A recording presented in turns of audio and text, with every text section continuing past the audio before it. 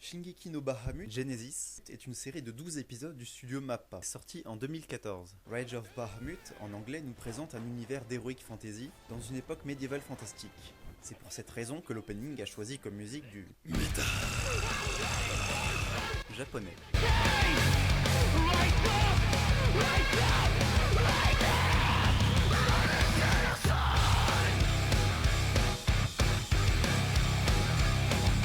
Favaro, le frère caché des Jackson 5, est un chasseur de primes épicurien. Il rencontre Amira, une fille démon de 5 ans d'âge mental dans un corps de jeune femme, qui cherche à retrouver sa mère à Helheim.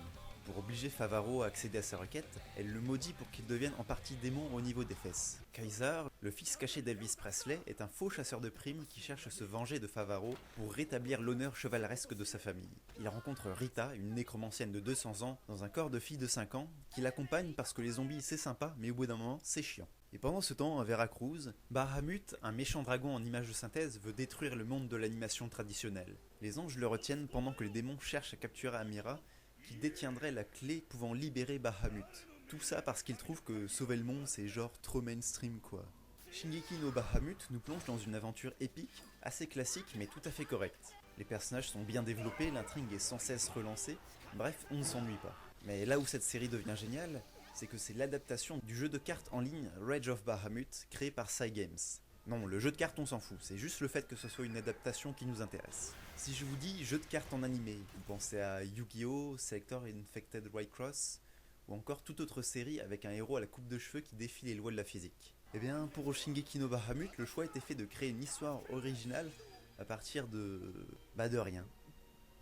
J'ai cherché mais j'ai trouvé aucun background, aucune histoire autour du jeu de cartes en question. Bref, imaginez dans Yu-Gi-Oh! Qu'au lieu d'un groupe d'ados jouant à un jeu de cartes pour enfants et carburant au pouvoir de l'amitié, il y avait carrément le magicien des ténèbres qui viendrait botter le cul du dragon blanc aux yeux bleus. Ainsi, les personnages principaux ont été imaginés pour l'adaptation animée, et... Ok, j'arrête les blagues sur leur coiffure, mais en même temps, on n'a pas vu deux héros avoir ce genre de coupe depuis Funky Cops.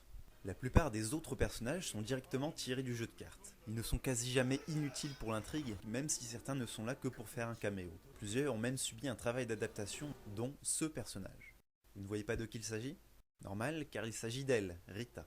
On passe quand même d'une petite sorcière moe qui élevait une bestiole trop kawaii à une nécromancienne trop classe armée d'un rocket punch. C'est sans doute l'un des meilleurs points de l'animé dont je salue le choix. Et puis il y a aussi Jeanne d'Arc. Fucking Jeanne d'Arc.